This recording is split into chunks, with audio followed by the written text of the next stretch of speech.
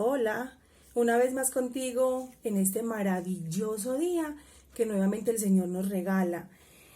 Hoy en nuestro estudio nos corresponde Proverbios 12, Corintios 4 y Deuteronomio 8. Pero quiero que utilicemos este espacio, este momento, este día para profundizar en una palabra que viene siendo muy reiterativa en todo lo que hemos estudiado hasta el día de hoy. Desde que empezamos el Génesis hasta donde vamos en Deuteronomio, que es el quinto libro, terminamos con esto el Pentateuco. Esta palabra salta y vuelve a aparecer y aparece casi que una o dos veces a la semana o hasta todos los días en las lecturas. En los salmos, en 150 salmos que ya estudiamos, la vimos en muchos momentos. En Proverbios también la estamos viendo de manera repetitiva.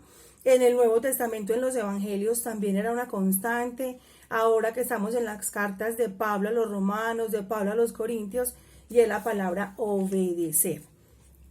Y hoy yo pienso que es una palabra que tú y yo debemos trabajar, debemos interiorizar y casi que debemos empezar a vivir a partir de ahí.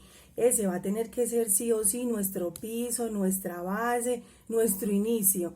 Si hoy no la tenemos incorporada a nuestra vida, ni hace parte de nosotros, pues creo que nos va a ir como tocando voltear nuestra mirada, hacer el cambio que tengamos que hacer, pero hay que incorporarla.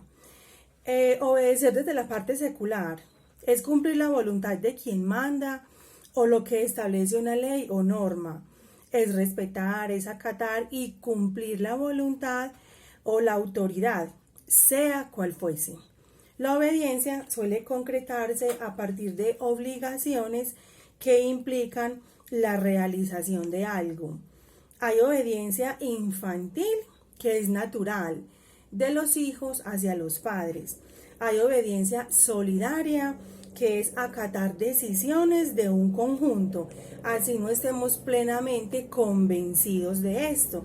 Y yo pienso que hoy esa obediencia solidaria debe ser como una premisa de vida para cada uno de nosotros, porque ya estamos viendo la situación por la que estamos atravesando, que ninguno somos ajenos a ella y depende mucho del comportamiento de todos en común, las respuestas beneficiosas o no tanto, ya de manera individual. Entonces es como obedecer la norma, obedecer la ley que hoy está dada porque es real.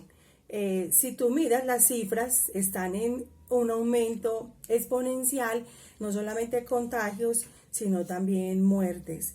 Entonces la palabra obedecer, que es un verbo que nos incita a hacer algo, hoy tenemos que ir y hacer ese algo.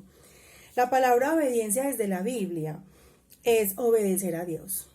Es nuestro creador y dependemos de su voluntad. Bíblicamente, la obediencia se debe sentir en el corazón, dando un paso de fe y sentirlo como tal. No puede ser una carga para nosotros obedecerle a Dios. Más bien, debe ser un deleite, un gozo, un placer. Porque tú y yo ya hemos estudiado mucho rato, vamos a cumplir 5 meses estudiando y hemos visto las consecuencias y las bendiciones de ser obedientes. Se considera que es una virtud y un deber que tú y yo como creyentes debemos tener. Por lo tanto, debe estar dentro de nuestro ser. Vamos a navegar de manera cortica por la vida de algunos hombres obedientes que ya hemos estudiado en lo que hemos leído durante este año. Moisés fue escogido para sacar a los israelitas de la esclavitud de Egipto. Esto ya lo hemos visto y lo hemos leído muchas veces. Él trató de esquivar esa misión, escudándose en su tartamudez, porque Moisés era tartamudo. Entonces le decía al Señor, yo no tengo la capacidad de orar ni de hablarle a nadie y que me hagan caso. Sin embargo, el Señor en un momento dado le justificó que él sí podía ser esa persona que él necesitaba y Moisés obedeció. Y batalló con los israelitas durante 40 años, camino hacia la tierra prometida. No fue poquito, fueron 40 años, pero él obedeció. Josué, quien finalmente va a ser el que va a entrar a los israelitas a la tierra prometida. Josué y Caleb fueron escogidos con otros 10 hombres para ir a la tierra prometida y mirar qué había allí. Los otros 10 vinieron con testimonios desfavorables, que la tierra pues era impresionante, que había gigantes, que se los iban a devorar. Ellos vinieron solamente con comentarios negativos. Sin embargo, Josué y Caleb vinieron con comentarios muy positivos y ellos allá vieron lo que el Señor podía proveer para ellos. A Pablo lo estamos viendo ahora en el Nuevo Testamento, en la carta a los Romanos y en la carta a los Corintios. Recordemos que Pablo era un perseguidor de cristianos. Él los buscaba en las sinagogas para matarlos y mató a muchos cristianos. Pero en un momento dado el Señor tuvo un encuentro con él camino a Damasco, lo dejó ciego y lo recomendó que fuera a la casa de otro servidor y allí se le estableció o se le dio como el mensaje, la misión que el Señor tenía para él, y Pablo automáticamente obedeció a esa misión y era totalmente contrario a lo que hacía. Él los perseguía y ahora iba a empezar a predicar y así lo hizo. Él fue el que escribió casi todo el Nuevo Testamento y es uno de los grandes hombres de la Biblia. Otra persona obediente, María. María tenía un compromiso de matrimonio con José y a María se le apareció un ángel en Lucas 1, 26 al 38 y le dice que ella es la escogida para ser la madre del Salvador, que va a engendrar un hijo por obra y gracia del Espíritu Santo. María se asustó porque María no conocía varón y tenía un compromiso con José. Sin embargo, ¿cuál fue la actitud de María? Obediencia total. María no se puso a pelear con el ángel, o no renegó, o no dijo, no, yo no, qué pena, pero busquen a otra. No, ella ¿qué dijo? He aquí la esclava del Señor, hágase en mí según tu palabra. O sea, María es un modelo de obediencia para ti y para mí. Y ya el obediente en máxima expresión, elevado a la n potencia, sin casi palabras para describirlo, es Jesús. Porque Jesús, en obediencia a su Padre, fue a la cruz por ti y por mí, para que tu pecado y el mío fuera redimido y para que tú y yo fuéramos salvos. Por eso te he dicho en muchas oportunidades que Jesús es el único y suficiente Salvador, porque que tú y yo conozcamos, como creyentes que somos, ninguna otra persona ha ido a la cruz, ninguna persona como Jesús derramó su sangre por ti y por mí. ¿El qué hizo la noche antes de la crucifixión? Él sí se sentó a orar y le dijo al Padre, si es posible, aparta de mí este cáliz, pero que no se haga mi voluntad, sino la tuya. ¿Eso qué es? Eso es una obediencia total al Padre. Y es lo que tú y yo debemos empezar a incorporar a nuestra vida. El Señor nos habla de infinidad de maneras. Él nos habla a través de la palabra, nos habla a través de mensajes, nos habla a través de personas. Y nosotros en esa desobediencia que manejamos no escuchamos ninguno de los mensajes. Hay cositas que se nos clavan en el corazón y las sentimos y las sentimos y las sentimos, pero seguimos por el otro lado. Y el Señor ahí poniéndonos el mensaje y nosotros por el otro lado. ¿Qué nos toca? Asumir consecuencias normalmente desfavorables. Entonces, ayer le leí un texto en Deuteronomio de las bendiciones de la obediencia y hoy quiero que lo recordemos porque créanme, vale la pena ser obedientes a la palabra. Si después de haber escuchado ustedes estos decretos los cumplen y los ponen en práctica, entonces el Señor su Dios cumplirá fielmente su alianza y la promesa que hizo a los antepasados de ustedes. Los amará a ustedes. ¿A quiénes? A ti y a mí. Los bendecirá y los hará crecer en número.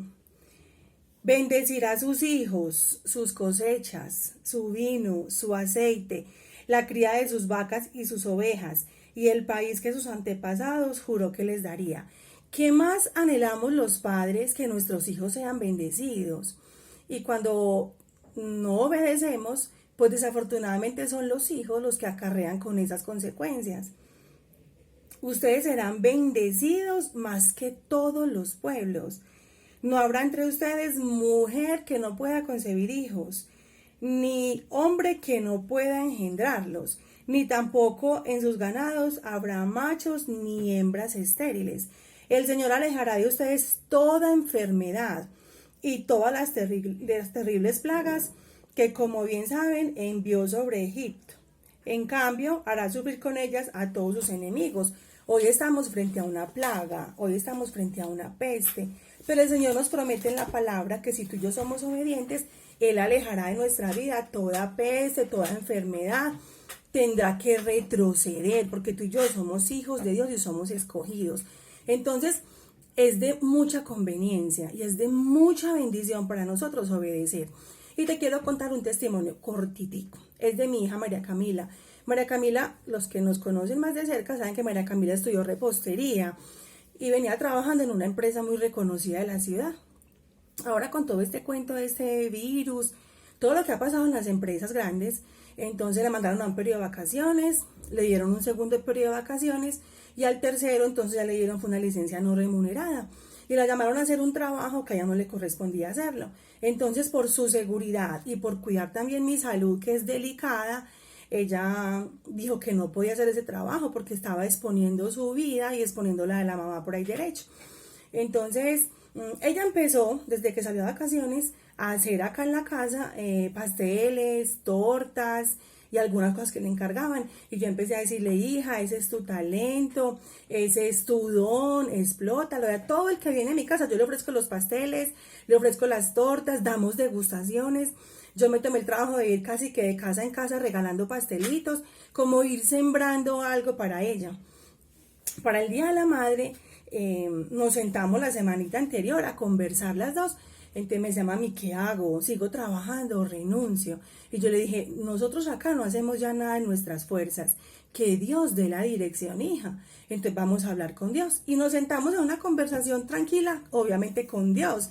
Él era el tercer invitado a esa conversación, aunque era el más importante. Y yo le dije, en un atrevimiento y en un acto de fe, porque yo gracias a él soy una mujer de mucha fe, y le dije, bueno, Dios, vamos a hacer un pacto contigo. Los pactos con Dios son eternos. Si tú permites que María Camila haga por encima de 10 tortas para el Día de la Madre, entonces María Camila renuncia al trabajo. Era una propuesta muy osada, fui yo la que se la hice, María Camila estuvo de acuerdo con eso, y pues puede que el que me escuche y diga 10 tortas, eso no es nada. Pero para María Camila es mucho 10 tortas para un primer día de madres que sería pues con su emprendimiento. Entonces, ustedes no me van a creer la respuesta de Dios. ¿Saben cuántas tortas hizo María Camila para el Día de las Madres? 11. O sea, una torta de más, un gol de diferencia, que eso no asegura nada. Pero el Señor cumplió.